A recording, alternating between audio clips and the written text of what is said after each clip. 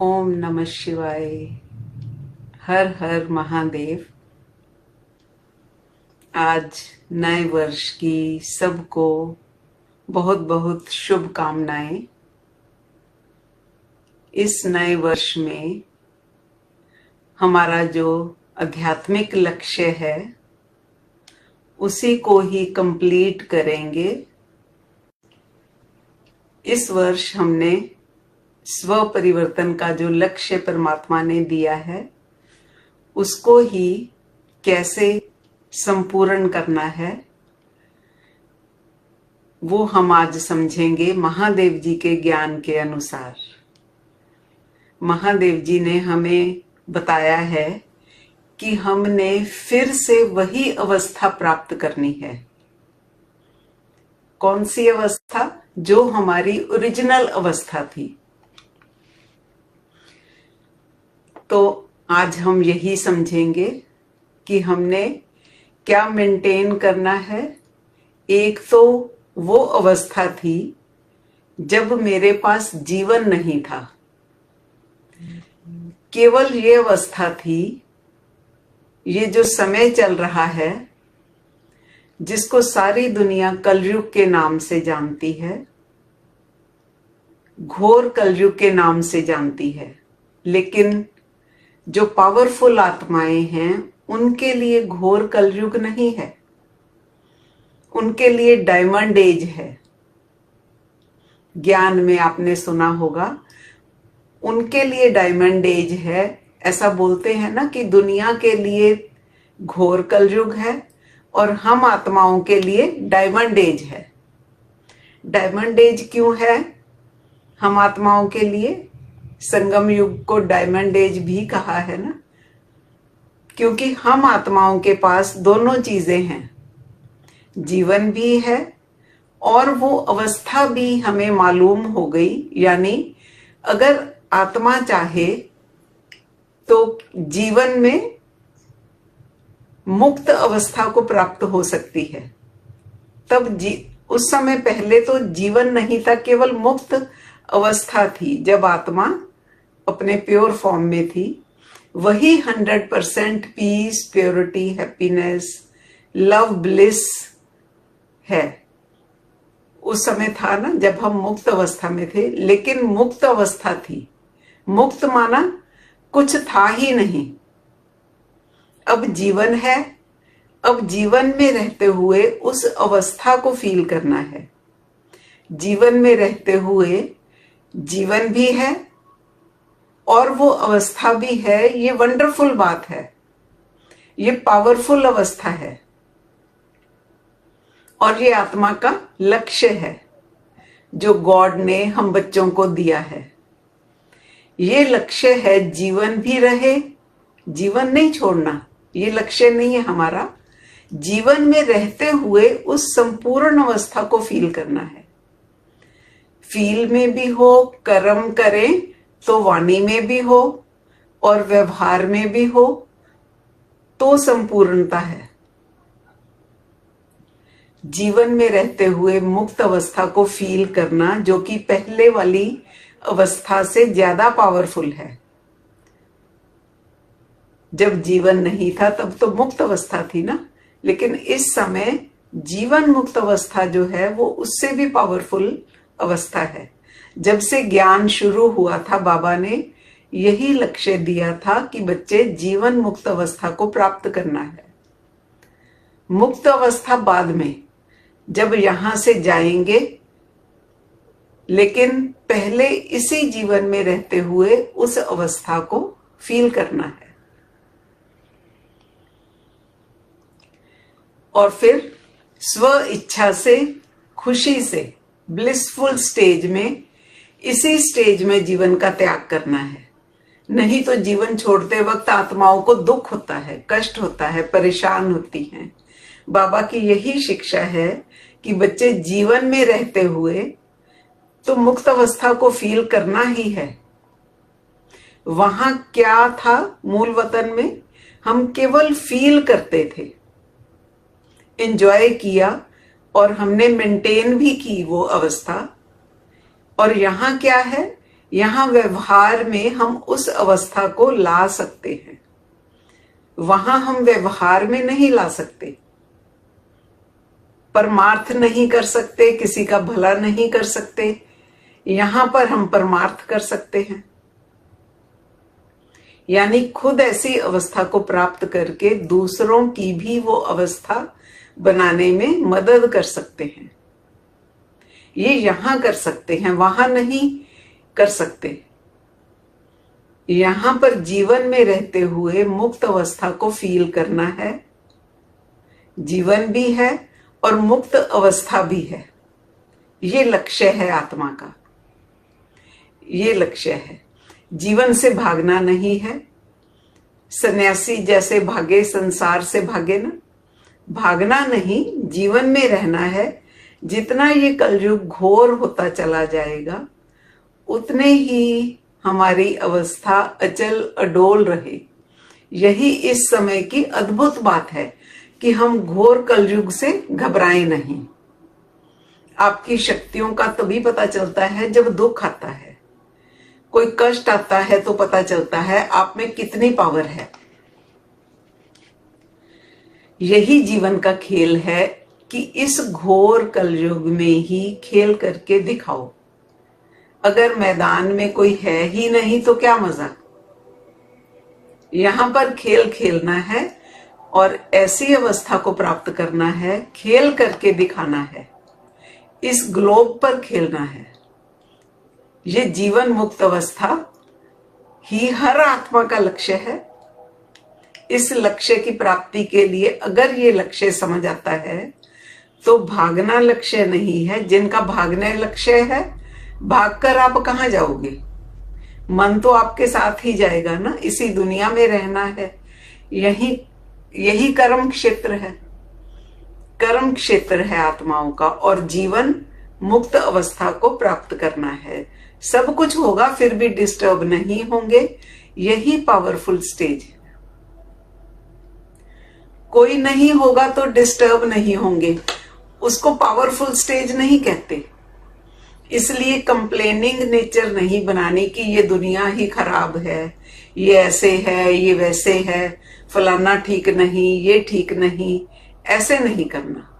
जितने भी संत महात्मा हुए आप देख सकते हैं, समय तो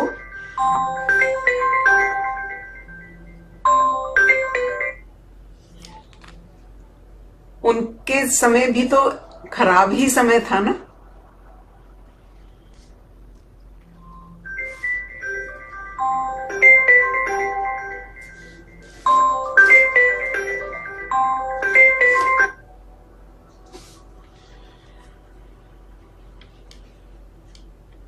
इसलिए कंप्लेनिंग नेचर नहीं बनानी कि दुनिया खराब है ना।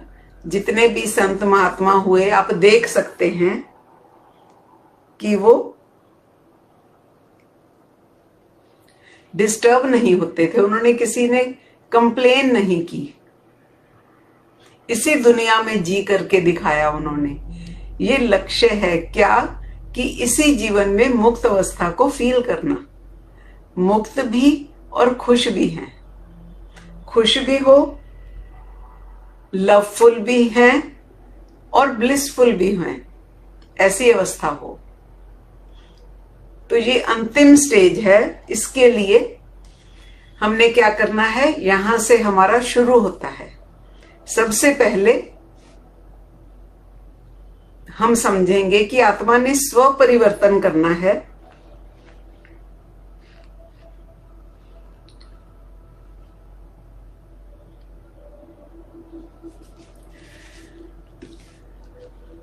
और स्व परिवर्तन के लिए क्या आयाम बताए महादेव जी ने। सबसे पहले जो शरीर है आत्मा के साथ जुड़ा हुआ है, इसके लिए इससे जुड़ी हुई जो थॉट्स हैं, शरीर और शरीर से संबंधित जो भी थॉट्स हैं, उनको कंट्रोल करने के लिए साकार साधना, साकार योग करना है। एक ही बात है, साकार साधना या साकार योग। जो आपका लाइन ऑफ एक्शन चलेगा वो बता रहे हैं। साकार साधना के 2 पार्ट्स हैं, जैसे हमने पहले इसके बारे में क्लास की है, पार्ट 1 और पार्ट 2। जब ये आपकी कंप्लीट हो जाती है फिर आपकी सूक्ष्म साधना चलती है, सूक्ष्म साधना और सूक्ष्म योग, या इसे सोल कॉन्शियसनेस भी कह सकते हैं। जो सूक्ष्म है उसके बाद आएगी आपकी दिव्य योग और दिव्य साधना। योग इसलिए कहते हैं, योग माना आप कनेक्ट होते हो, योग माना किसी से कनेक्ट होते हैं ना। साधना इसलिए कहते हैं क्योंकि जीवन है, जीवन भी तो साथ है, इसलिए साधना है। जीवन है तो साधना है, जीवन नहीं है तो योग है। तो जीवन के साथ करना है साकार योग, सूक्ष्म योग और दिव्य योग, ये 3 हैं और ये तीनों इंटरलिंक्ड हैं एक दूसरे से, जैसे इंटरलिंक्ड है ना, स्टेप बाय स्टेप हैं। मैक्सिमम आप देखेंगे कि साकार में ही जुड़ा हुआ रहता है हमारा थॉट सिस्टम, और सूक्ष्म में थॉट्स ज्यादा नहीं चलते। साकार से थोड़ा हटेंगे, डिटैच होंगे या विड्रॉ होगा हमारा साकार से, तो ही सूक्ष्म से जुड़ना शुरू होंगे ना, माना सोल कॉन्शियसनेस होना शुरू होंगे और सूक्ष्म में आना शुरू होंगे। सूक्ष्म साधनाएं शुरू कर पाएंगे जब इधर से थोड़ा थोड़ा कंट्रोल हटेगा,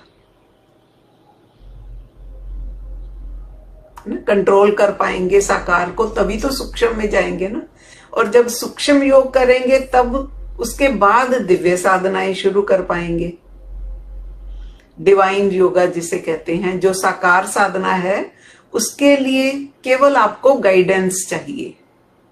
साकार साधनाएं करने के लिए गाइड कर सकते हैं, कोई भी आपको गाइड कर सकता है, कोई भी टीचर साकार साधना सिखा सकता है। साकार साधना के लिए साकार साधना पार्ट 1 के आगे जो 3 पार्ट्स बताए थे कि सुबह उठकर एक तो गुड मॉर्निंग करना, फिर फिजिकल एक्सरसाइजेस, और फिर जो 5 एलिमेंट्स की प्योरिफिकेशन है ना। फिजिकल एक्सरसाइज आपने हर चीज की, क्योंकि इंपॉर्टेंस समझनी है। आपकी बॉडी में ही तो वीकनेसेस है ना, तभी तो नहीं उठ पाते हम सुबह। जैसे समझाया है कि अमृत वेले का महत्व है, हमारा संस्कार सेट नहीं है। जो भी स्पिरिचुअलिटी में रिक्वायरमेंट जरूरी है, अध्यात्म में कहीं भी आप चेक कर लो, किसी भी गुरु में जो भी अध्यात्म में है, वो सारे सुबह उठते हैं और साधना करते हैं। ये कोई अभी का रूल नहीं है कि आजकल कोई रूल ये नया बन गया, ये तो पहले से ही है। साकार साधना मीन्स जो आप साधना करते हैं, ये साधना कोई हमने नई नहीं बनाई, ये पहले से ही है। क्योंकि शरीर तो दुनिया में पहले से ही है, क्योंकि शरीर की साधना है, इसलिए लोगों को ये ज्ञान भी पहले से ही है। साकार साधना के लिए हजारों लाखों टेक्निक्स है, एक्सरसाइजेज हैं शरीर को साधने के लिए, ये उसी का ही पार्ट है। जब हमने स्व परिवर्तन की श्रृंखला शुरू करनी है तो हमने अपने शरीर को भी तो साधना है। शरीर से रिलेटेड जो मेरा थॉट सिस्टम है उसको भी तो सेट करना है। अगर उसको हम सेट नहीं करते, अब साकार साधना का पार्ट जो फिजिकल एक्सरसाइज नहीं करते, तो इससे क्या होगा, आपकी बॉडी को ही नुकसान होगा। अगर आप एक्सरसाइज करोगे तो बॉडी को फायदा होगा। किसी के लिए नहीं करनी ये साधना, आपने यही फील लेनी है कि मैंने करना है स्व परिवर्तन, इसलिए करना है मुझे। अगर मुझे स्व परिवर्तन करना है तो मुझे ये करना होगा। अगर आपको लगता है कि कुछ है परिवर्तन करने वाला है, आपको लगता है कि चेंज करने की जरूरत है, जो हमने ब्रेन वेव्स के चैप्टर में देख लिया कि हाँ हमारे में प्रॉब्लम्स तो हैं। अगर हम ठीक होना चाहते हैं तो हमारे पास कोई ऑप्शन नहीं होती कि मैं ये करूंगा और ये नहीं करूंगा। जैसे डॉक्टर के पास पेशेंट जाता है तो ये फील लेकर जाता है कि मैं बीमार हूं, मुझे ठीक होना है। उसके पास कोई ऑप्शन नहीं है कि मैं पता नहीं ठीक होऊंगा या नहीं होऊंगा, तो उसको डॉक्टर के पास जाना ही पड़ता है। आप ये नहीं कह सकते कि नहीं मैं तो ये मेडिसिन खाना खाकर नहीं खाऊंगा। आपके पास ये ऑप्शन नहीं है कि मुझे इंजेक्शन लगवाना अच्छा नहीं लगता है इसलिए मैं नहीं लगवाऊंगा। लगवाना ही पड़ेगा और जैसे वो दवाई कहेगा वैसे ही खानी पड़ेगी। आपके पास कोई ऑप्शन नहीं है। अगर आप नहीं करते तो डॉक्टर का कुछ नहीं जाता। वो कहता है कि अगर आप नहीं करोगे तो नहीं ठीक होंगे, बस इतना सा ही फर्क है। कई बार डॉक्टर बता देता है कि आपको ऑपरेशन करवाना पड़ेगा, आपकी बीमारी इस लेवल तक जा रही है, आप 6 महीने और पोस्टपोन कर सकते हो ज्यादा से ज्यादा, तो आप कर लो। उससे क्या होगा, बीमारी और डेंजरस ही होगी। फिर आपको फील आएगी कि करवा ही लेना चाहिए। तो इस चीज को हमने ऐसे लेना है कि हमारे पास ऑप्शन नहीं है अगर हम ठीक होना चाहते हैं। और अगर हम ऑप्शंस रखते हैं अपने एक्वायर्ड सेल्फ के अनुसार, ढीले हो जाते हैं, तो बस आप ऐसे ही रहोगे जैसे हो, है ना, वैसे की वैसे ही रहोगे। और अगर आप एक्सरसाइज करोगे तो बॉडी में फ्लेक्सिबिलिटी आ जाएगी, स्ट्रांग हो जाएंगे। नहीं करोगे तो फिर वैसे ही बॉडी में स्टिफनेस रहेगी। और जब आप बैठकर सूक्ष्म साधना करोगे, योग ध्यान करोगे, तो आपको प्रॉब्लम आएगी। वो प्रॉब्लम ना आए उसके लिए आपने करनी है ये साकार साधना। उसी के बाद फिर बताया गया था कि ब्रीदिंग एक्सरसाइज, दूसरा पार्ट जो है, सेकंड पार्ट है साकार साधना का। ब्रीदिंग एक्सरसाइज, जो आप ब्रीदिंग एक्सरसाइज करते हो वो 5 तत्वों के शुद्धिकरण का ही पार्ट है। उसमें आप शुद्ध हवा, ऑक्सीजन आप बॉडी के हर एक पार्ट को देते हो। और जो बॉडी के हर पार्ट को आपने ऑक्सीजन दी, उसके बाद फिर साउंड की एक्सरसाइज करते हैं, ओम की ध्वनि करते हैं, उससे हम बॉडी को प्रॉपर वाइब्रेशंस देते हैं। साउंड एक्सरसाइज से जो शुद्ध हवा आपके अंदर गई उसको सेट करने के लिए है। समझना आपने यही है कि साधना आपके लिए जरूरी है। ये कोई नियम, कायदा या कानून नहीं है। नहीं करोगे तो फिर आगे की साधना करना मुश्किल होगा। ये कोई हमारी संस्था का नियम नहीं है। ये तो अगर आप ठीक होना चाहते हो तो उसके लिए ट्रीटमेंट है। अगर आपने ट्रीटमेंट लेना है तो आपकी मर्जी, नहीं तो आप जैसे हो वैसे ही रहोगे। इसी साकार साधना में एक जो सुबह उठने वाला आपको बताया है, उसका तो अमृत वेले से लिंक है, क्योंकि अमृत वेले में इन 5 तत्वों का फायदा होता ही है। वो अमृत वेला कोई परमात्मा की याद के लिए महत्वपूर्ण नहीं है, क्योंकि उस समय 5 तत्व प्योर फॉर्म में होते हैं। अब ये बात आपने समझ ली और करेंगे तो आपको फायदा भी होगा। अगर हमारे से नहीं होता, रीजंस चाहे कुछ भी हैं, मेन रीजन तो हमारा एक्वायर्ड सेल्फ ही है, जो हमें खाने की, पीने की, सोने की, उठने की आदतें पड़ी हैं, जो पीछे की आदतें चली आ रही हैं, वही हमें प्रॉब्लम क्रिएट करती हैं, और तो कुछ नहीं। ये प्लस माइनस ऐसे होता रहता है, उससे कुछ नहीं होता। बस आपने इसकी इम्पोर्टेंस समझ लेनी है। जब जब आपसे नहीं हो पा रहा, कारण उसके पीछे चाहे कुछ भी हो, उससे आपका एक ही नुकसान होता है कि बस शरीर आपका सेट नहीं होगा, आपके संस्कार सेट नहीं होंगे, आप है ना, आपका शरीर आपके कंट्रोल में नहीं आएगा, यही रिजल्ट होगा। मान लो 10 दिन आपने नहीं किया, इससे किसी को कुछ नहीं फर्क पड़ने वाला, बस आप 10 दिन और पोस्टपोन हो गए ना, प्रोग्राम पोस्टपोन हो गया। सूक्ष्म साधनाओं के लिए ये जरूरी है कि शरीर आपको सुख दे, दुख ना दे। घर में आराम से सोने के लिए ये जरूरी है कि घर हमें सुख दे, साफ सुथरा हो, हवा धूप आए, यही सुख है ना। तो मैं सो पाऊंगा।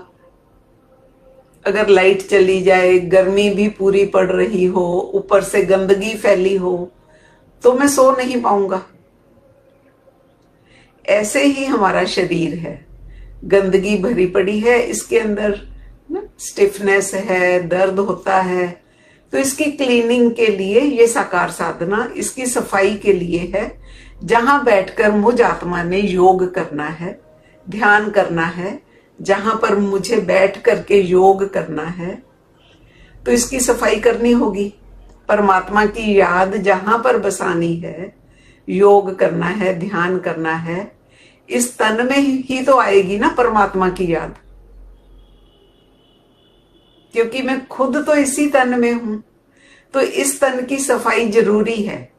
जैसे हमारे घरों में सफाई जरूरी है, मंदिर में सफाई जरूरी है, ऐसे ही इस तन की सफाई जरूरी है। ऐसे होता है ना, कई बार आपको दवाई जो डॉक्टर देता है वो पसंद नहीं आती, कड़वी होती है ना, आंख बंद करके भी लेनी पड़ती है ना। बच्चों को तो जब वो रोते भी हैं, रो पीट कर जैसे भी आप बच्चों को वो दवाई देते हो ना, इसलिए ये दवाई हमें ले लेनी चाहिए, चाहे ये मुश्किल भी लगता है, अगर ठीक होना है तो। ये चीज ऐसे ही नहीं शौक के लिए कि हम कह रहे हैं हमें एक्सरसाइज करनी चाहिए, ये तो हमारे अपने लिए जरूरी है, और ये साधना है। साधना क्यों कहा? क्योंकि तपस्या है। ये इतना आसान होता फिर तो सारे कर लेते ना।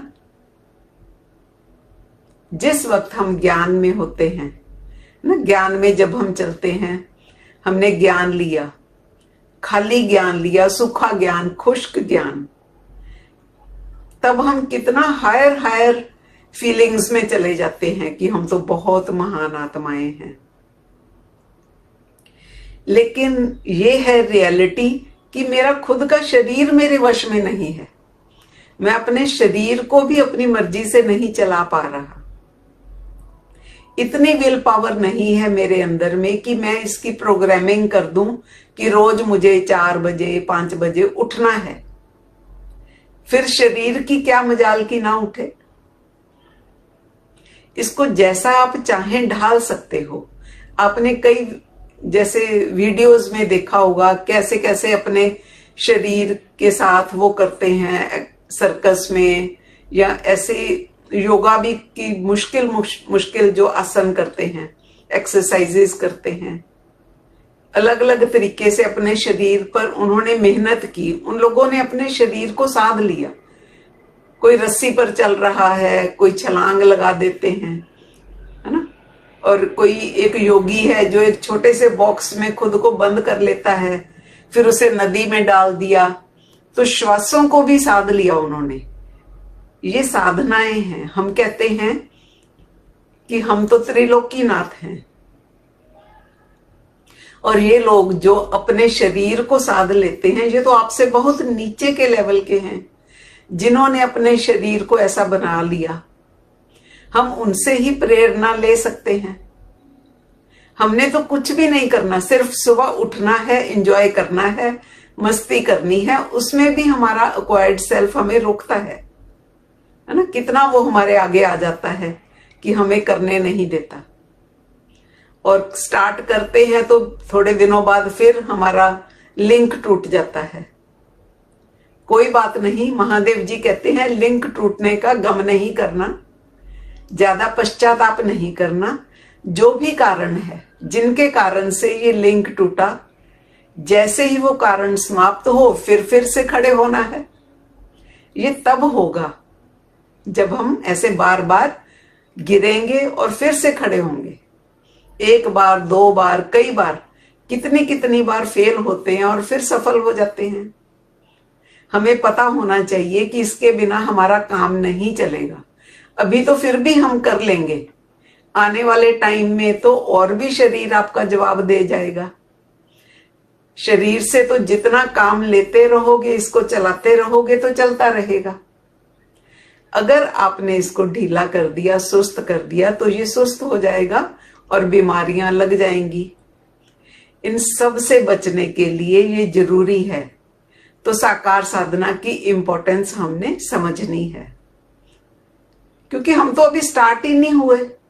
हम बातें तो बहुत ऊपर की कर लेते हैं ज्ञान में तो, लेकिन प्रैक्टिकल में तो हम अपनी रियलिटी देख रहे हैं ना। फिर उसके बाद 5 तत्वों का प्यूरिफिकेशन करना है, इसे तपस्या ही समझ लो। और सुबह 5 से 6, 7, 8 बजे तक ये हमारी तपस्या ही है। विल पावर को स्ट्रॉन्ग करके करो, इसका फायदा ही फायदा है आपको।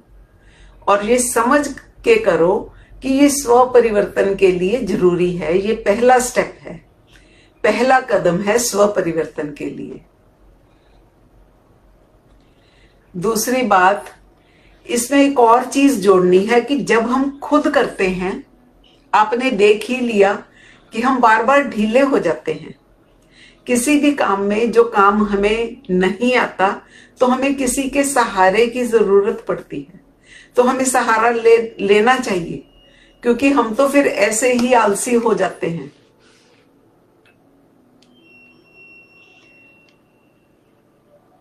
तो वो छोटे छोटे सहारे दिए जाते हैं, है ना, टीचर्स के द्वारा।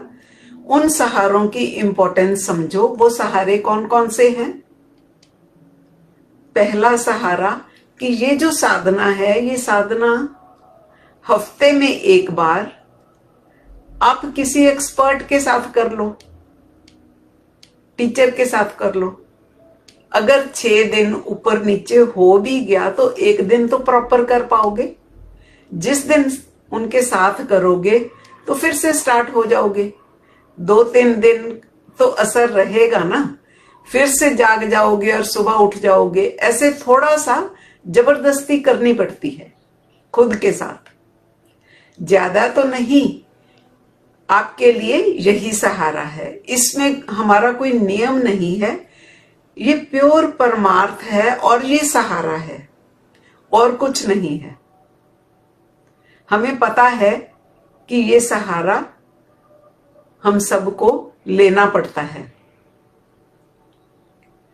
दूसरा, आपको पावर भी चाहिए, थोड़ी सी शक्ति तो हर काम में चाहिए ना। जो तो फिजिकल सहारा है, हमने ऑप्शन दी है, हफ्ते में एक दिन आप टीचर के साथ कर लो या जिसके साथ भी जो रेगुलर करते हैं उनके साथ कर लो। फिर वो लिंक टूटने ना दो। एक दिन अगर मिस हो भी जाए तो कोई बात नहीं, कोशिश करो ना, फिर से शुरू करो। इंपॉर्टेंस होगी तो ही शुरुआत होगी। और सहारे भी ले सकते हैं, कुछ भी बात करके, कॉल करके, कुछ पूछना हो तो पूछ सकते हैं, है ना। हमने तो ये भी ऑप्शन दी हुई है। तो ये तो हो गया डायरेक्ट साकार में सहारा। एक आपको सहारा दिया है, वो जो सहारा है वो सूक्ष्म सहारा है। वो सूक्ष्म सहारा है जब सुबह उठते हो। कहते हैं ना, सुबह उठते ही पहले जो स्टार्ट होता है ना, सुबह सुबह हमारा जो वो समय प्योर होना चाहिए, पवित्र हो जाए तो मजा आता है। इसलिए वो प्रोविजन रखा है कि सुबह उठते ही गॉड से कनेक्ट हो जाओ, क्योंकि ज्ञान में गॉड का तो आपको पता चल गया ना, और हमने उसे समझ लिया। अगर नहीं समझा तो समझ लेना चाहिए, लेकिन मन में डाउट नहीं रखना। गॉड कौन है वो हमें समझ में आ गया। वो परम धाम में है, हम यहां हैं। उसकी शक्ति यहां पर है। एक बार तो सुबह उठकर उससे कनेक्ट हो जाओ, एनर्जी टू एनर्जी कनेक्ट हो सकते हैं ना, तो अच्छा लगेगा हमें। वो हमने इजी कर दिया कि सुबह उठकर फ्रेश होकर आप अपने बेड पर या किसी एक स्थान पर, जो भी आपका घर में स्थान हो, वहां बैठ जाओ, कनेक्ट हो जाओ। जैसे वो बिल्कुल क्लियर बता दिया ओम नमः शिवाय क्यों बोलते हैं हम। ओम माना मैं आत्मा, उस बिंदु को, शिव का नाम है ना, हमने उसका नाम क्या रखा उस बिंदु का, शिव, उसे नमस्ते करनी है। मैं आत्मा हूं, अगर मैं आत्मा बिंदु हूं तो बिंदु को ही नमस्ते करूंगा। एनर्जी टू एनर्जी तो केवल फीलिंग होती है, नमस्ते तो नहीं होती। एनर्जी एनर्जी को नमस्ते नहीं कर सकती। नमस्ते तो किसी पर्टिकुलर सोल को ही होगी ना। तो सोल टू सोल कनेक्ट होते हैं। ओम नमः शिवाय ऐसे मस्त होकर ब्लिसफुल स्टेज में नमस्ते करनी है। इसमें कोई शक या डाउट ना रहे कि मैं आत्मा हूं और वो परमात्मा है। ये क्यों कहा आपसे? क्योंकि इससे आपको सहारा मिलता है, उसकी पावर मिलती है। गॉड की अगर कोई पावर है तो वो पावर आपको मिलेगी। खुले दिल से बोलिए। ऐसे कोई भी दिल में शक या वहम है तो उसे निकाल दें। उससे आप बात करो, झगड़ा करो, कुछ भी करो, लेकिन ऐसा होना चाहिए, नमस्ते करो। जब किसी को मस्ती चढ़ती है तो वो जैसे नाचता है, ऐसे ही मस्त होकर बोलेंगे ओम नमः शिवाय, तो गॉड की पावर मिलेगी आपको अगर उससे कनेक्ट हो रहे हैं। एक तो गॉड की पावर मिलेगी, वो तो मिलेगी ही मिलेगी, ये तो हो गई गॉड की पावर। दूसरा आपको बताया 5 तत्वों की जो पावर है वो भी तो मिलेगी आपको। जल अगर प्रॉपर विधि से पीते हैं तो उसकी पावर आएगी। अभी तो आपको हल्का थॉट आता है कि इस जल में क्या शक्ति होगी, जल का तो, लेकिन आपने देखा ही है, साइंटिफिकली प्रूव किया हुआ है कि उसमें वाइब्रेशंस के अकॉर्डिंग चेंजेस आती हैं। प्योर जल का भी तो की जो पावर है वो भी तो आपको मिलेगी ना। आकाश तत्व की पावर मिलेगी, 5 तत्वों की पावर आपको मिलने वाली है। ये सारी पावर्स आपने लेनी है और दिल से ओम नमः शिवाय बोलना है। तो कम से कम इतना तो नए वर्ष में हम स्टार्ट कर सकते हैं, ये तो मिनिमम है। अगर हम ये सब करते हैं तो देखना हमारे में चेंज तो आएंगी ही आएगी। जैसे सुबह उठकर गुड मॉर्निंग बोलते हैं तो कईयों को लगता है कि क्या गुड मॉर्निंग बोलना जरूरी है। हल्का थॉट आता है कि क्यों बोलना है गुड मॉर्निंग परमात्मा को। तो महादेव जी ने बताया इसके पीछे राज है। क्यों आपको बोला जाता है कि गुड मॉर्निंग का मैसेज करो, जो हमने ग्रुप बनाया है कि उसमें आप गुड मॉर्निंग का मैसेज करो। ये सिर्फ और सिर्फ इसलिए है, हमें क्या करना है, गुड मॉर्निंग के मैसेज का, है ना। हमारे को तो ये थोड़ी है कि गुड मॉर्निंग कोई करेगा तो हमें अच्छा लगेगा, ये भी आपके लिए ही है। ओम नमः शिवाय की पावर भी आपके लिए ही है, आपके कनेक्शन के लिए ही है। तो ज्ञान सूर्य आध्यात्मिक विद्यालय का ऐसा कोई नियम कायदा नहीं है, ये तो आपको पावर मिले इसलिए है। 5 तत्वों का शुद्धिकरण आपके लिए ही है, आपको पावर मिले। ये जो मैसेज डालना है ये 2-3 चीजों को ठीक करने के लिए है। लगता तो है ना कि ये बच्चों वाली बात है, लेकिन महादेव जी ने बताया कि कुछ बातें ऐसी हैं जो हम समझते हैं लेकिन हम कहते नहीं। जो स्टूडेंट्स होते हैं उनका नजर तो आ रहा होता है कि इनके अंदर क्या है, क्या कमी कमजोरी है। उनको इनडायरेक्ट वे में ठीक करने के लिए ये बोला जाता है कि मैसेज डालो। इनडायरेक्ट कैसे है? ये जो हमने पहले से ही हायर फील ले रखी है ना ज्ञानी आत्माओं ने, थोड़ा सा उसको सेट करने के लिए है, ताकि थोड़ा सा आप नीचे आए, हमारे में निर्माण भाव आ जाए। हम किसी को स्वीकार ही नहीं कर पाते, अपने से ऊपर किसी को स्वीकार नहीं कर पाते ज्ञानी आत्माएं। ये उसके लिए है। अगर आप खुले मन से गॉड को एक्सेप्ट करेंगे, थोड़ी तो आप में निर्माण भाव आएगा ना। अब गॉड के बाद अगर आप महादेव को स्वीकार करेंगे तो आप में निर्माणता आएगी। दैवी परिवार को स्वीकार करेंगे तो आप में भाईचारा, प्रेम की भावना आएगी। ये आपके अंदर का जो संस्कार है, एक इमेज जो खुद की बनाकर बैठे हुए हैं ना, एक ईगो और एक इमेज जो कि ज्ञानी आत्माओं में आ जाती है। तो ये दो चीज हर्ट होती हैं यहां पर जब उनको मैसेज डालना पड़ता है, जिस कारण से हम इतना खुशी से नहीं कर पाते ये काम, क्योंकि हमारे अक्वायर्ड सेल्फ में कुछ ऐसा है जो हम ये नमस्ते नहीं कर पाते। ये आपके अंदर निर्माण भाव लाने के लिए है, ताकि आप थोड़ा झुकना सीखो। ऊपर तो हम बहुत जा चुके, बहुत गए हैं हम ऊपर ऊपर, है ना, बहुत ऊपर तक जाकर आ चुके हम ज्ञानी आत्माएं। अब नीचे आना है। नीचे में ज्यादा नहीं तो कम से कम 2 सोल्स को तो एक्सेप्टेंस दे सकते हैं ना।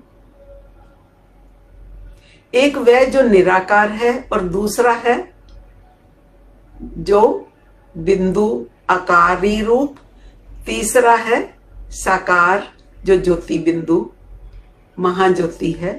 वो हम इनको तो एक्सेप्टेंस दे ही सकते हैं ना।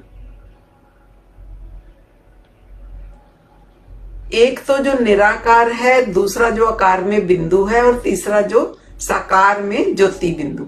अगर एक्सेप्टेंस देनी ही है तो फिर खुले दिल से दें, डाउट नहीं रहना चाहिए। अगर डाउट रहेगा तो मजा नहीं आएगा। और नीचे ये जो आपके संगी साथी हैं, आपके दैवी परिवार हैं, उनको प्रेम दें, अपनापन दें। ये इसलिए है, दैवी परिवार से या किसी को भी अगर आप खुश होकर नमस्ते करते हैं तो भाईचारा ही बढ़ता है ना। इसको फॉर्मेलिटी समझ के नहीं करना, समझ करके करना है। यहां पर एक चीज और क्लियर कर दें आपको। हम आत्माओं को रहता है कि हम ज्ञानी आत्माएं हैं, तो फर्स्ट लेवल में हमारा ऐसा हो चुका कि हम ज्ञान में बहुत ऊपर ऊपर उड़ गए, बहुत हायर लेवल पर चले गए, है ना। कोई कुछ अपने आप को देवता समझता है, कोई कुछ देवी समझती है। रियलिटी में अगर देखें, प्रैक्टिकल में अगर देखें तो मैच नहीं करता। अब क्या बोले उनको। एक पॉइंट आपने समझना है, ये जो साकार साधना है, यहां पर आप महादेव को इंपॉर्टेंस दें या ना दें, चलता है। इसलिए हम तो सिर्फ गाइड करते हैं। साकार साधना के लिए आपने महादेव को याद नहीं करना, वो तो सिर्फ हम गाइड करते हैं।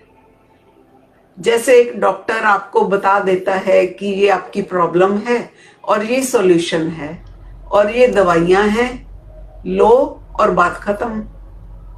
उसका कोई रिलेशन नहीं है आपके साथ, रिलेशन कुछ नहीं है, वो तो उसका एक काम है। कोई भी उसके पास जो आएगा उसको ट्रीटमेंट बता देगा, अगर वैसा वो करेगा तो ठीक हो जाएगा। नहीं करेगा तो नहीं ठीक होगा।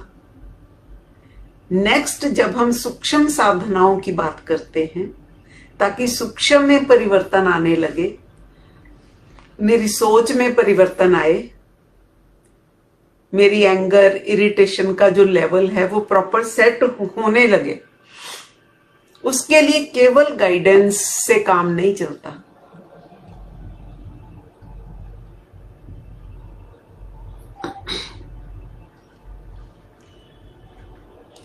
पता तो सबको पता है कि डिस्टर्ब नहीं होना चाहिए, लेकिन प्रैक्टिकल में तो सभी होते हैं ना। गाइड तो आपको कर दिया, बता भी दिया, लेकिन फिर भी नहीं होता चेंज। क्यों नहीं आती चेंज? उसके पीछे कारण है। जैसे आपने पुराने जमाने में देखा होगा, पुराने जमाने की बात आजकल तो लोग मानते नहीं, लेकिन आत्माएं तो हम वही है ना जो पुराने जमाने में थी। थॉट सिस्टम तो वही है, संस्कार तो वही है। एक रिवाज हुआ करता था, जो गुरु होता था वो जब शिक्षा देता था बच्चों को, चाहे वो राजा का बच्चा है, चाहे मंत्री का बच्चा है, चाहे सेठ का बच्चा है, चाहे गरीब का बच्चा है, वो सबके कपड़े उतरवा दिया करता था कि अगर आपने ये सोचकर अंदर आना है उनके आश्रम में, तो ये जो लेबल्स है ना, राजा का, सेठ का, ये सब साथ लेकर आना है, तो फिर मत आओ, बाहर ही रहो। सबसे पहले तो वो फील हटाता था उनकी कि अगर कोई यहां पर राजा का बच्चा, सेठ का बच्चा समझ कर आएगा तो मैं उसको ज्ञान नहीं दे पाऊंगा। मैं तो दे भी दूंगा पर वो ले नहीं पाएगा। पहले तो एक बराबर की फील देता था उनको, और दूसरा उनको ये फील देता था कि तुम स्वीकार करो कि तुम सीखने के लिए आए हो। अगर उन्हें ये फील नहीं आती कि वो सीखने के लिए आए हैं, तब भी वो सीख नहीं सकते। वो एक तो सारी फील्स हटानी पड़ती थी उनको, दुनियावी फील्स। दूसरा, वो बैठते थे सीखने के लिए और वो एक्सेप्ट करते थे और गुरु पर विश्वास करते थे कि ये हमें सिखाएगा, तब वह उनको सिखा पाता था। और वो सबसे ऐसे ऐसे काम करवाता था प्रैक्टिकल में, है ना, रियल में लकड़ियां उठाना, जंगल से लकड़ियां लेकर आना, ना, आग जलाना, आटा बनाना, खाना बनाना, है ना, टाट बिछाओ। वो ये नहीं देखता था कि ये राजा का बच्चा है या गरीब का बच्चा है, वो सबको एक बराबर समझता था। तो इससे सबको बराबर की फील आती थी, चाहे अमीर का चाहे गरीब का, सारे वही काम कर रहे होते थे, बराबर काम करवाता था सबसे। तब उन बच्चों के संस्कार परिवर्तन होते थे। गुरुकुल में वे संस्कार परिवर्तन के लिए जाते थे, पढ़ने के लिए या डिग्री लेने के लिए नहीं जाते थे। वो संस्कार अपने अंदर भरने जाते थे। गुरुकुल के अंदर संस्कार भरने के लिए जाते थे, तो उनमें संस्कार आते भी थे, संस्कार उनके बदलते थे। फिर वहां पर वो न्याय करना सीखते थे। जैसे राजा का बच्चा है तो वो न्याय करना सीखता था, कैसे इम्पार्शल होना है, कैसे न्याय करना है, और फिर वो सारी उम्र वैसा ही करता था। तो ये कुछ बातें जरूरी हैं संस्कार परिवर्तन के लिए। इसलिए बोला जाता है संस्कार परिवर्तन के लिए ये जो छोटी छोटी टिप्स दी हैं महादेव जी ने। अदरवाइज तो ज्ञान राजा कहीं से भी दिलवा सकता है, लेकिन अगर संस्कार परिवर्तन करने हैं तो तरीका यही है कि किसी के पास जाना और अपनी सारी हायर फील्स हटानी पड़ेंगी, है ना, राजे वाली, सेठ वाली, एक ऑर्डिनरी मैन की तरह आना होगा। और ये मन में फील लेनी होगी कि हाँ मुझे सीखना है और जिसके पास मैं आया हूं ये कैपेबल है मुझे सिखाने के लिए। अगर ये भी फील आ जाए कि जिसके पास आया हूं ये तो कैपेबल ही नहीं है, इसको कुछ नहीं पता, तो भी नहीं सीख सकता। संस्कार परिवर्तन के लिए ये इसी तरह इसमें भी ऐसे ही है। जब हम सूक्ष्म साधना की बात करते हैं, बात तो संस्कार परिवर्तन की कर रहे हैं ना, यहां पर इसकी जरूरत पड़ेगी, इस सिस्टम की जरूरत पड़ेगी, ये जो बात हमने बताई, नहीं तो ये होता ही नहीं। इसीलिए संसार में इतने लोग करवा रहे हैं और कर रहे हैं, लेकिन होता नहीं, स्व परिवर्तन होता नहीं। एक तो हमें सारी हायर फील्ड्स एक साइड में रखनी पड़ेंगी, जो कि मुश्किल काम है ज्ञानी आत्माओं के लिए, क्योंकि वो तो ज्ञान में हमें पहले से आ चुकी हुई है वो फील्ड्स। तो जैसे बाय बर्थ किसी को राजा की फील आई हुई है, किसी को मंत्री के बच्चे की फील आई हुई है बाय बर्थ, चाहे वो 18 साल का है, लेकिन ये फील तो पहले से आ जाती है कि मैं राजा का बच्चा हूं, तो वो हटानी पड़ती है। इसलिए जहां से भी जो आए हैं ज्ञान मार्ग में, हमें वो फील्ड्स हटानी होंगी। बाद में देख लेंगे वो हायर फील्ड्स का, उनका हिसाब किताब बाद में देखेंगे। जब रियल में बनेंगे तो वो फील्ड्स भी जायज होंगी। ऑर्डिनरी सोल की तरह आना होगा, और एक भाव तो आना जरूरी है। ये भाव जरूरी है कि मुझे कुछ सीखना है और जो सामने वाला है वो मुझे सिखा सकता है। अगर ये भाव नहीं आएगा तो कुछ नहीं सीख सकते। यहाँ पर जो रिलेशन मेंटेन होता है गुरु शिष्य का, उसके हिसाब से बता रहे हैं, वो मेंटेन होना जरूरी है, तभी वो संस्कार परिवर्तन होता है। उसके बाद फिर जब हम दिव्य योग की बात करते हैं, वो रिलेशन और ज्यादा पक्का होना जरूरी है, जिसके लिए मैंने कहा था सदगुरु की फिर फील आनी जरूरी है। अब यहां पर क्या है, पुराने जमाने में गुरुडम तो खत्म हो गया जो पहले होता था, आजकल तो नहीं है ना गुरुडम, हमारे सिस्टम में तो नहीं है। ये तो पहले सिस्टम होता था, ये पहले की बात है ना, पहले गुरुडम था। अभी तो डायरेक्ट आ गए ब्रह्मा विष्णु महेश, डायरेक्ट ही आ गए। इसको समझेंगे, ये शास्त्रों में लिखा है, गुरुर ब्रह्मा गुरुर विष्णु गुरुर देवो महेश्वरा, गुरुर साक्षात परम ब्रह्म तस्मै श्री गुरुवे नमः। तो ये शास्त्रों में लिखी हुई बात है, जो कि आज के टाइम में सिद्ध हो रही है। अभी ब्रह्मा भी गुरु के रूप में है, विष्णु भी गुरु के रूप में है, महेश भी गुरु के रूप में है, और साक्षात परम ब्रह्म भी गुरु के रूप में है।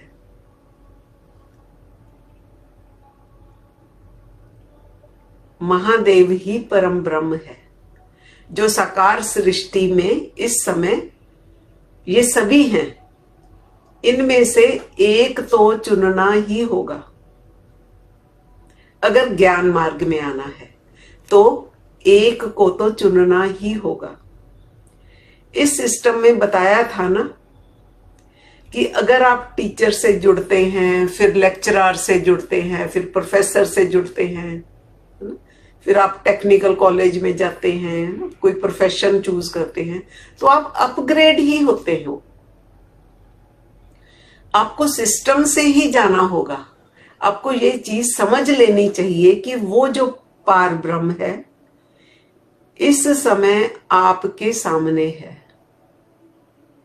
स्पष्ट तौर पर, किसी भी रूप में है, कैसे भी है। ये हमारी नजरों का धोखा है। हमें पहचान नहीं आ रही तो वो अलग बात है। एक तो उस गॉड की एक्सेप्टेंस, जिसके बारे में हमने जान लिया, वो बिंदु रूप जो शिव है, जो कि फिक्स है एक स्थान पर, जो ना कहीं आता ना कहीं जाता, ना तो किसी की बात सुनता क्योंकि उसके कान ही नहीं है, ना वो किसी को जवाब देता क्योंकि उसको तो फील आती ही नहीं है। वो ना सुनता ना ही वो किसी के लिए कुछ करता। उसके पास सिर्फ पावर है जिससे आत्माएं पावरफुल होती हैं। एक शक्ति है, एक पावर है, इसको समझ लें। जैसे आपका स्वभाव संस्कार कैसा है ये अलग बात है, और आपके पास मनी की पावर है वो एक अलग चीज है। मनी एक पावर है ना, धन एक पावर है जो एक संत के पास भी हो सकती है, बुरे लोगों के पास भी हो सकती है, किसी के भी पास हो सकती है। वो तो पावर है। इसी तरह गॉड की पावर है, बस वो केवल पावर है। उसको कौन कैसे यूज करता है डिपेंड्स। कोई उसको पॉजिटिव यूज भी कर सकता है, कोई उसको नेगेटिव यूज भी कर सकता है।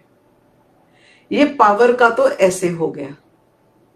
लेकिन वो जो आपके संस्कार परिवर्तन करवाएगा, जो आपको शिक्षा दीक्षा देकर संस्कार परिवर्तन कराएगा, जैसे भी करवाएगा, वो तो साकार में उसको आना ही होगा। वो आपके साथ यहीं पर होगा, तभी तो होगा आपका ये काम, तभी तो होगा, नहीं तो नहीं होगा। ये विश्वास कि हां वो साकार सृष्टि में हमारे साथ है और हमने स्व परिवर्तन उनके साथ करना है, इसके बिना तो होगा नहीं। अगर ये ऐसे फील आती है तो बिल्कुल खुले दिल से निकलेगा गुड मॉर्निंग टू महादेव, तब निकलेगा हर हर महादेव। नहीं तो जैसे ओम नमः शिवाय धीरे धीरे निकला ना, कई लोग सिर्फ ओम नमः शिवाय करते हैं। ये है संस्कार परिवर्तन। पहले अगर हमारे मन में ओम शांति, परम शांति, ना राम राम राधे राधे बसा हुआ था, वो हमारे एक्वायर्ड सेल्फ में ऐसे बसा हुआ था, वो एक्वायर्ड सेल्फ था। जब आगे का ज्ञान मिला तो धीरे धीरे आगे का आना शुरू हुआ और पीछे का जाना शुरू हुआ। ये आना और जाना ऐसे होना चाहिए कि पीछे वाला पूरी तरह चला जाना चाहिए और आगे का पूरी तरह स्वीकार हो जाना चाहिए, तब इसमें मजा है, तभी मजा आएगा ना, तब आपको पावर मिलेगी। ओम नमः शिवाय माना, आप फर्स्ट सोल जो परम आत्मा है उसको नमस्कार करते हो, किसी छोटे मोटी आत्मा को नहीं। और गुड मॉर्निंग टू महादेव जी जो करते हैं वो हमें समझ में आ गया ना ज्ञान में कि कौन है महादेव, किसको नमस्कार करते हैं। वो जो सेकंड सोल है उसको नमस्कार करते हैं, जो संपूर्ण रूप है उसका मूल वतन में, उसको करते हैं। ये चीज आपको पावर देगी। एक चीज और शास्त्रों में है, आपने पढ़ा है, एक तो ये सुना ना गुरु ब्रह्मा गुरु विष्णु, एक चीज और लिखी है शास्त्रों में, बिल्कुल स्पष्ट साफ लिखा है। क्या लिखा है? गुरु गोविंद दो खड़े काके लागू पाए। तो इसका आंसर है, जवाब है, बलिहारी गुरु अपने जिन गोविंद दियो मिलाए। वहां तो चलो उन्होंने दूसरी बात की है, जब गुरुडम था, पांव छूने वाली बात थी कि किसके पांव छू, लेकिन यहां पर इसका अर्थ समझ लेंगे। इसका अर्थ है कि इस वक्त आपके सामने दोनों हैं, दोनों ही सामने हैं आपके। गोविंद माना गॉड, गुरु वो जो कम से कम गॉड की पहचान तो दे दे। गुरु माना वो जो और कोई ज्ञान दे या ना दे, सृष्टि को चलाने वाला जो सृष्टि का नियंता है, उस गॉड की तो रियल पहचान दे दे। जो गॉड की रियल पहचान देगा वो ही सच्चा सदगुरु है। और जिसने वो पहचान दे दी वो आपका गुरु हो गया। मानो या ना मानो आपकी मर्जी। जिसने ज्ञान दिया, जिसकी भी क्लास में आप चले गए, वो गुरु तो हो ही गए। ये तो हुई गुरु वाली बात। फिर हमने ये समझना है कि दोनों ही सामने हैं। हम क्या करते हैं, पहले वाले को तो इंपॉर्टेंस देते हैं, दूसरे वाले को नहीं देते। इसीलिए ये समझाया गया है कि अगर ये दूसरे वाला ना होता, ये गुरु ना होता, अगर ये ना आता, तो आपको पहले वाले की, उस परमात्मा की पहचान ही नहीं मिलनी थी। चाहे वो पहले वाला कितना भी पावरफुल था, आपको तो उसकी पहचान नहीं मिलनी थी ना। इसको ऐसे समझेंगे, अगर सड़क पर कोई आदमी गिर गया एक्सीडेंट में, है ना, सड़क पर पड़ा है, कोई उसको उठाकर नहीं लेकर जाता, आपको दया आ गई, आपने क्या किया, उसको मदद की, उठाया, गाड़ी में लेकर गए, इमरजेंसी में उसको एडमिट करवाया और डॉक्टर ने उसका ऑपरेशन करके उसको ठीक कर दिया।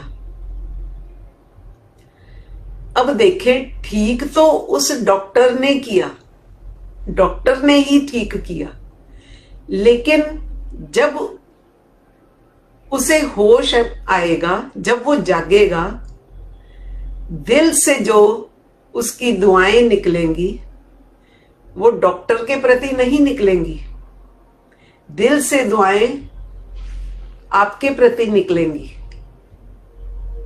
खड़े तो दोनों ही सामने हैं।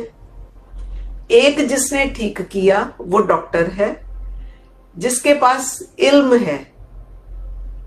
एक उसके पास कोई भी आएगा उसको ठीक कर देगा। एक वो जिसने बीच में जो कार्य किया, जो उसको लेकर गया, फिजिकल में जिसने अस्पताल में पहुंचाया। कहने का भाव ये है कि वो कहेगा कि अगर ये लेकर नहीं आता तो फिर डॉक्टर भी कैसे बचा लेता। डॉक्टर को क्या पता था कि सड़क पर वो पड़ा है, ये लेकर आया तो इलाज हुआ ना। तो सारी उम्र वो यही कहेगा कि यही मेरे लिए गॉड है, ये मेरे भगवान से कम नहीं है। इसी तरह से हम इस चीज को समझ सकते हैं कि जो परमात्मा की पहचान करवा देता है या जो पहचान करवा रहा है, जो उससे मिलवा रहा है, जिन गोविंदियों मिलाए, जिसने गोविंद से मिला दिया। गोविंद से मिलने का एक ही मतलब है, एक तो उसकी सही पहचान जो दे देगा, एक ऐसी पहचान कि जीवन में फिर आपको भटकना ना पड़े, ऐसी पहचान दे देगा। ये पहचान अगर आपका अंतर्मन मानता है कि हमने गॉड को बिल्कुल सही अर्थों में जान लिया, पहचान लिया और मान लिया, इस तरह से जान लिया और मान लिया कि अब उसको कोई हिला नहीं सकता, गॉड की इमेज को अब कोई हिला नहीं सकता, देन फिर ये एक फर्ज है हमारा कि हम उसको रिगार्ड दें। महादेव जो सेकंड सोल है वही, उसी के कारण तो हमें मिला ना परमात्मा का परिचय, सही परिचय। पहले भी मिला था लेकिन वो अधूरा परिचय था। इसलिए जीवन में दोनों का महत्व है। इसलिए ये एक निर्माण भाव है कि प्योरिटी किसको कहते हैं? किसको कहते हैं प्योरिटी? जो जैसा है, जिस रूप में है, उसको वैसा ही स्वीकार करना। मान लो कोई एक इंसान ईमानदार है, हम उसको बेईमान कह कह के दूसरों को बताते हैं।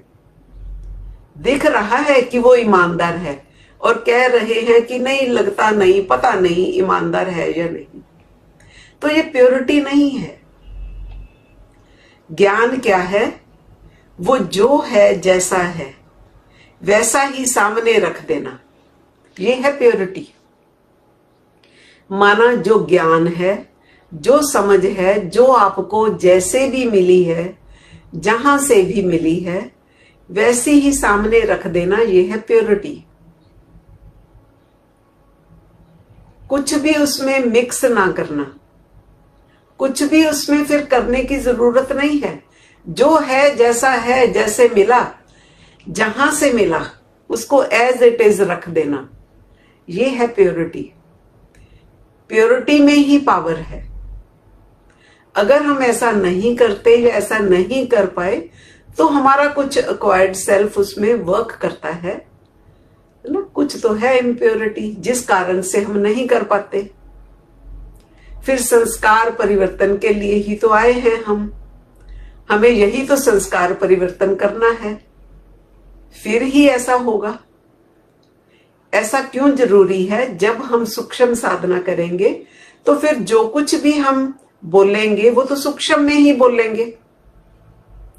उसके लिए कोई प्रूफ प्रमाण तो होगा नहीं। जैसे साकार साधना में तो एक गाइडेंस है, आपको प्रूफ मिलेंगे।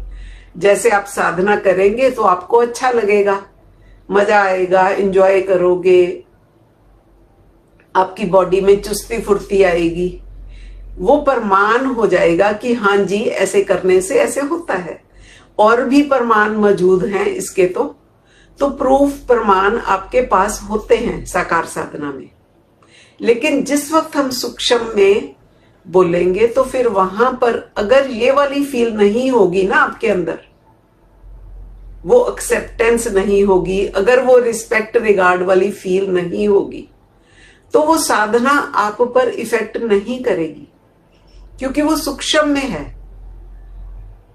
वो ज्ञान जो है वो है ही नहीं बाहर में कहीं पर। पहली साधना के तो प्रूफ प्रमाण सब कुछ है बाहर में।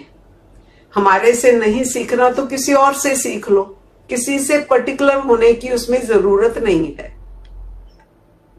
लेकिन ये जो सेकंड और थर्ड साधना है, जो सूक्ष्म योग है, जिसका ही फिर एंड है दिव्यता, दिव्य योग, डिविनिटी, वो सूक्ष्म ज्ञान क्योंकि पहले है ही नहीं दुनिया में,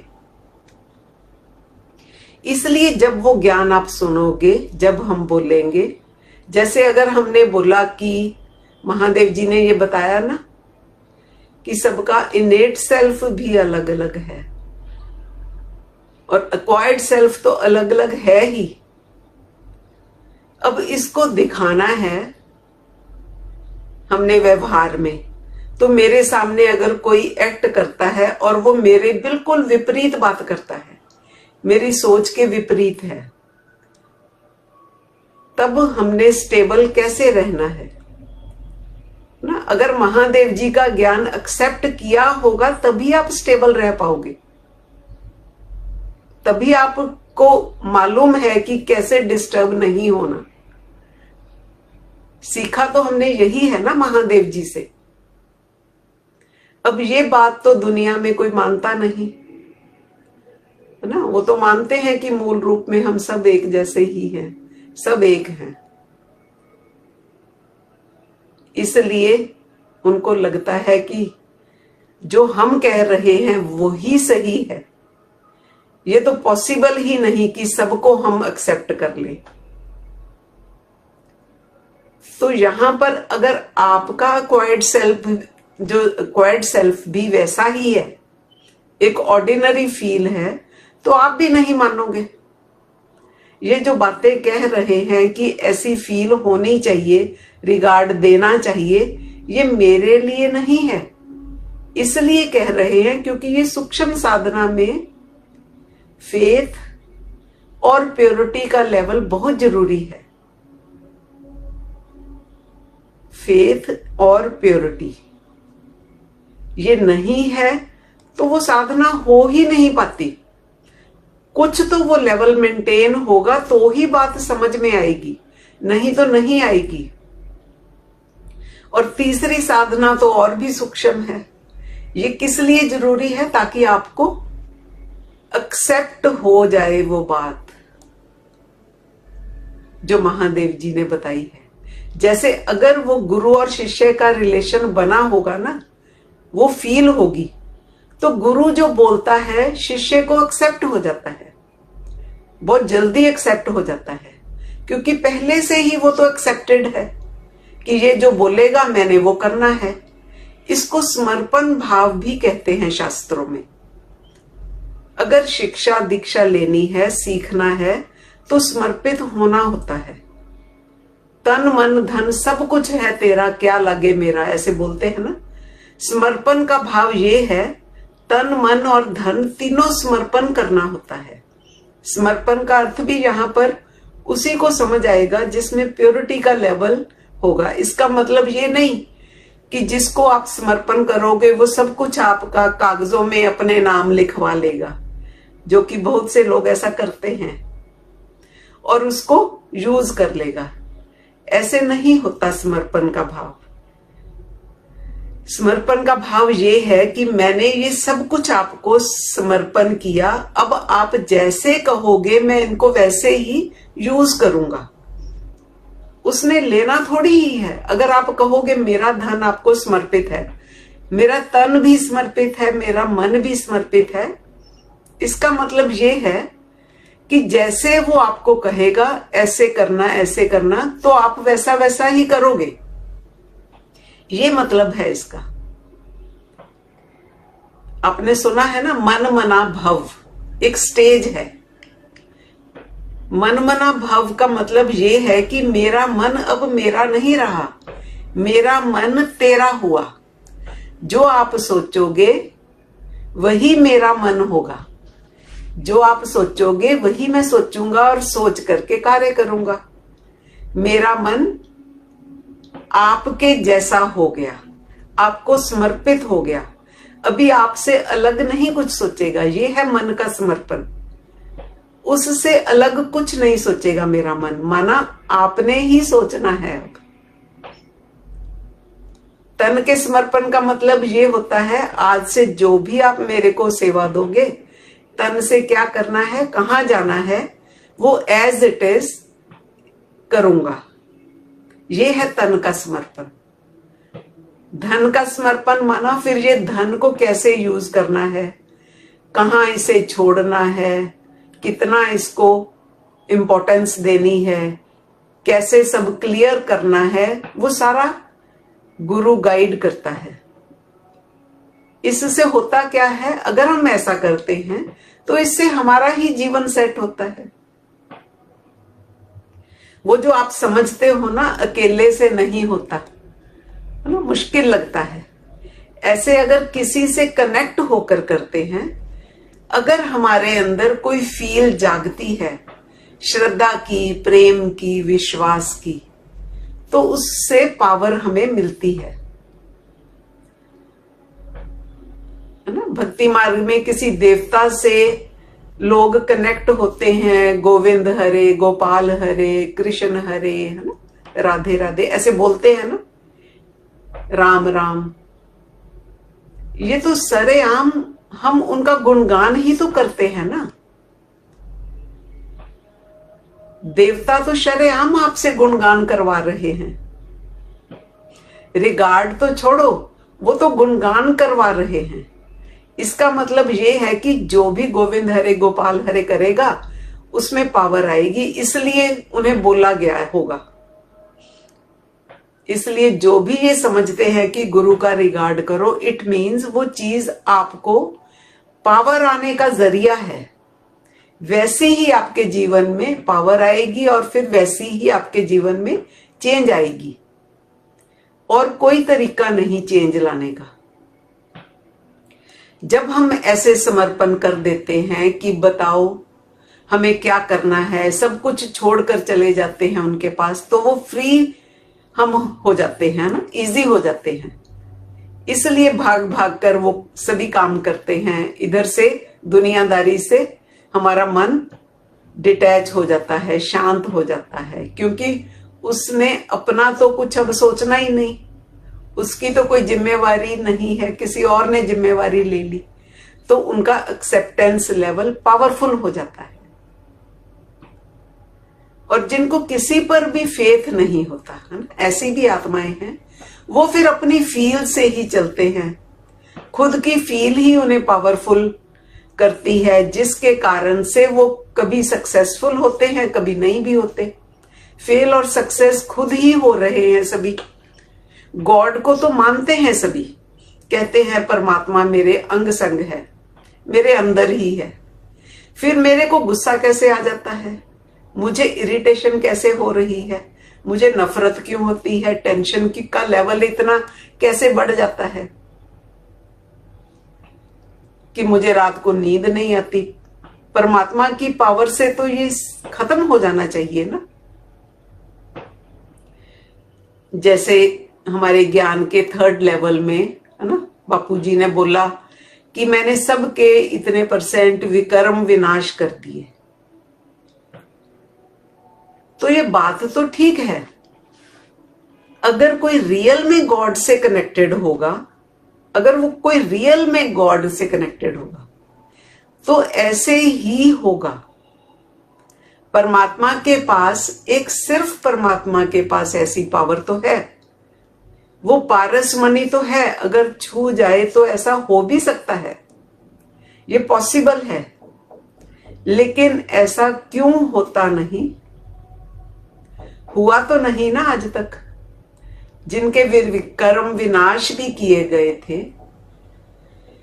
वो भी नहीं जा पाए जो उनका लक्ष्य था जाने का। रियलिटी ये है कि ये एक इमोशनल ट्रुथ है। इमोशनल ट्रुथ और फंडामेंटल ट्रुथ का भेद महादेव जी ने बताया। फंडामेंटल ट्रुथ क्या है कि एक स्टार है, बिंदु है, आत्मा है ना, एटम है जिसको कहते हैं। आत्मा भी स्टार है और परमात्मा भी स्टार है, ये हमने ज्ञान में समझा। ऐसे ही चाहे कोई प्रधानमंत्री की पोस्ट पर है, चाहे कोई ऑर्डिनरी पर्सन है, सबके शरीर तो इंसानों के एक जैसे ही है ना, है ना। उनकी लंबाई 5-6 फुट ही होगी सबकी, और एक सभी इंसानों के शरीर एक जैसे हैं। अब चाहे वो स्टार आत्मा है, चाहे वो स्टार परमात्मा है, साइज में तो वो सेम है, साइज में तो वो सेम है ना। अब अगर वो बिंदु रूप परमात्मा 1 घंटा आपके साथ रहता है, सपोज आप फील कर रहे हो कि वो मेरे साथ है, अगर वो आपके साथ था फिर वो किसी और के साथ तो नहीं हो सकता। ये तो फंडामेंटल ट्रुथ हो गया। बिंदु तो एक ही है, फंडामेंटल ट्रुथ तो ये है, इट मीन्स अगर वो मेरे साथ है तो फिर वो और किसी के साथ नहीं है। देखिए ये तो पॉसिबल है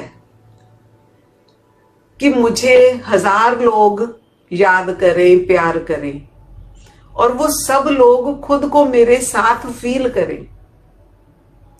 लेकिन फंडामेंटल ट्रुथ तो यही है ना कि फिजिकली तो मैं किसी के एक के साथ ही हो सकती हूं। ये बात तो आपको समझनी होगी ना,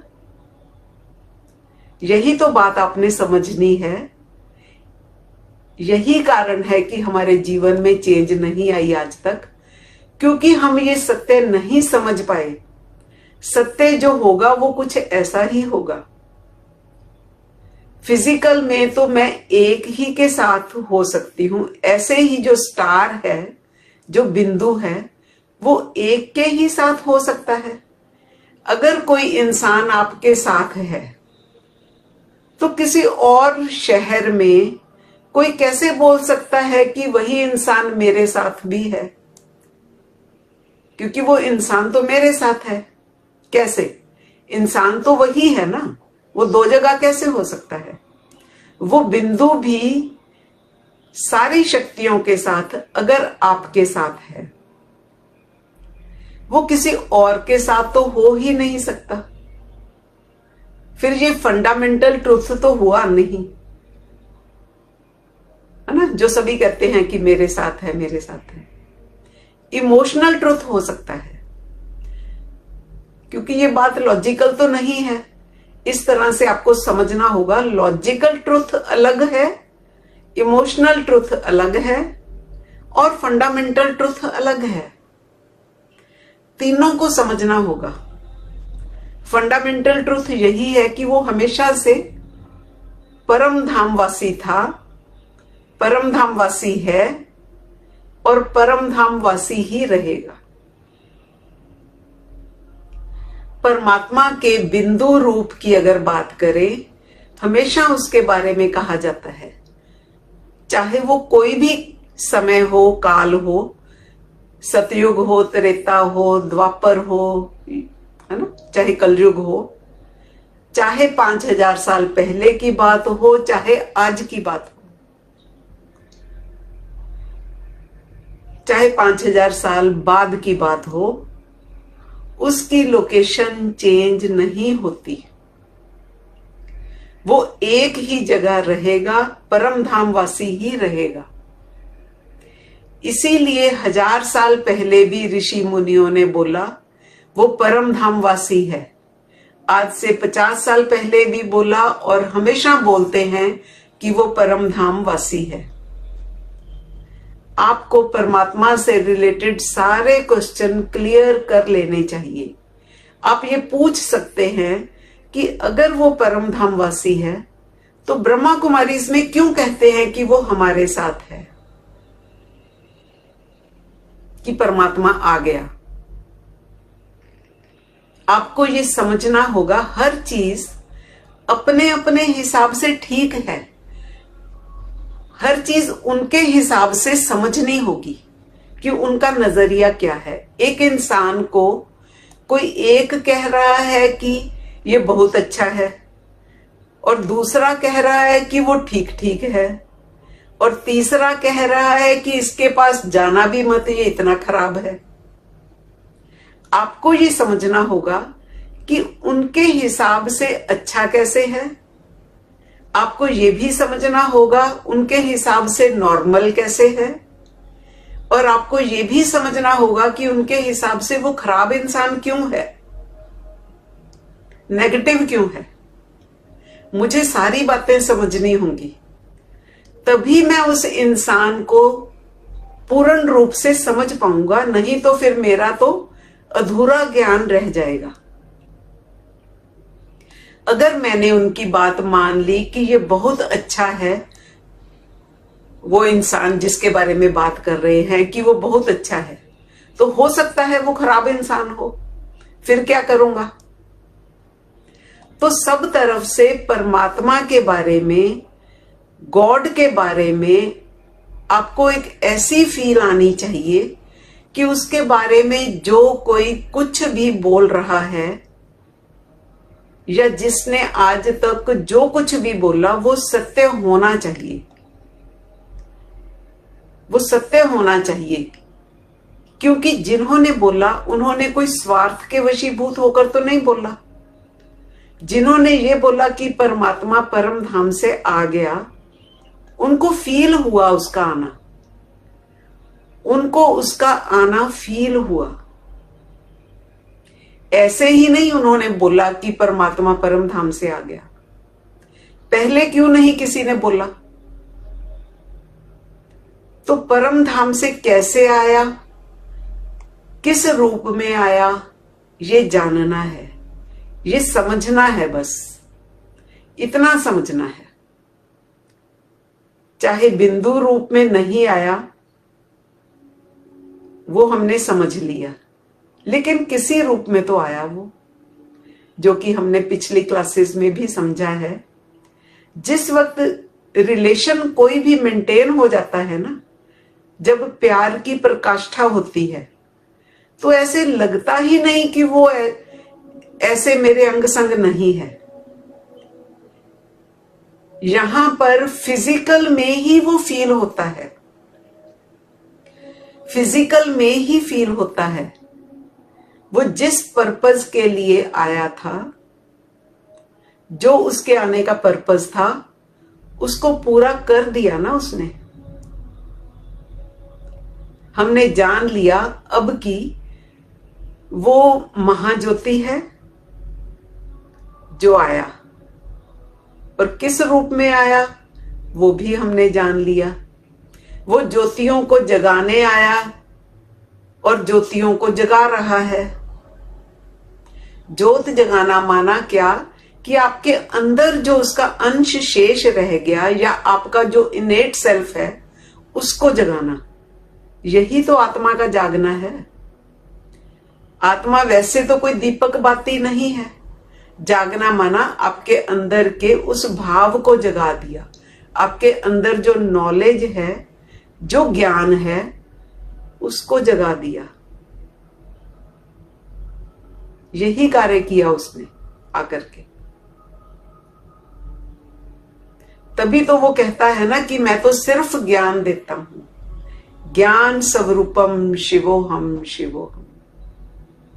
जिसका जैसा ज्ञान होगा वैसा उसका निकल आएगा, वो जागृत हो जाएगा। आत्माओं को जगा दिया उसने कि तुम क्या थे और क्या हो गए, ये तुम खुद ही जान लो। उसका संकल्प इस धरती पर जरूर आता है। फिर आप समझते हो कि सिर्फ इस लोक की ही जिम्मेदारी तो नहीं है ना उसकी। इतना जो पसारा फैल गया, उस सारे पर ही वर्क करेगा ना, तभी तो वो इम्पार्शल होगा। अगर सारा टाइम बिंदु रूप में आपके पास आ जाएगा, फिर इतने सारे जो यूनिवर्स जहां उसकी शक्ति चलायमान है, वो तो सारे डिस्टर्ब हो जाएंगे। लेकिन इतनी बड़ी सोच तो हम रखते नहीं ना। हमारी सोच का दायरा तो देखो कि हमने उसे ग्लोब पर भी बुला लिया और फिर अपने साथ ही बांध लिया। हमें ये तो अच्छा ही नहीं लगता अगर कोई कहे कि बाबा तो मेरे साथ है, कल शाम को 5 से 7 बजे तक तो मेरे साथ था, मैंने फील किया था, तो मुझे ये तो अच्छा ही नहीं लगता। इतना हमने उसको इस दायरे में बांध दिया, जबकि उसका दायरा तो बहुत बड़ा है। परमात्मा के बारे में फिर हमेशा से ये भी तो आपने सुना है ना, और जो आज भी हम कह रहे हैं कि वो अजन्मा है, अकर्ता है, अभोक्ता है, अशरीरी है, तो ये बात भी उस पर लागू होनी चाहिए ना। नहीं तो आज ये शब्द झूठे हो जाएंगे। फिर तो उनको ये बोलना बंद करना होगा, अजन्मा कहाँ रह गया, उसने तो जन्म ले लिया। और वो जो शब्द है उसके लिए वो तो फॉरएवर हैं, सदा के लिए हैं। वो जो शब्द उसके लिए बोले गए हैं, अजन्मा है, अजूनी सैभंग, जो बोला गया है वो सदा के लिए बोला था, सदा के लिए अजूनी सैभंग है। ये नहीं कि आज तक तो नहीं आया था, आगे आ सकता है, या आज आ गया, कभी भी नहीं आता, इसलिए अजूनी सैभंग है। अशरीरी इसलिए है क्योंकि वो किसी भी शरीर में नहीं आता, इसलिए अशरीरी है। जो किसी भी शरीर में नहीं आता, माना कोई ऐसा है जो नहीं आता, और आत्माएं जो हैं वो सभी शरीरों में आती हैं, लेकिन वो नहीं आता। इसीलिए तो फिर वो आत्माएं हैं, और जो परमात्मा है, यानी जो आत्माएं हैं वो उसके जैसी हैं, वो तो शरीरों में आती हैं, और एक जो आत्मा है, जो परम आत्मा है, वो नहीं आता। और उसके ना आने का मेजर रीजन यही है कि वो भी आ जाए तो वो क्या करता है, संकल्प से आता है।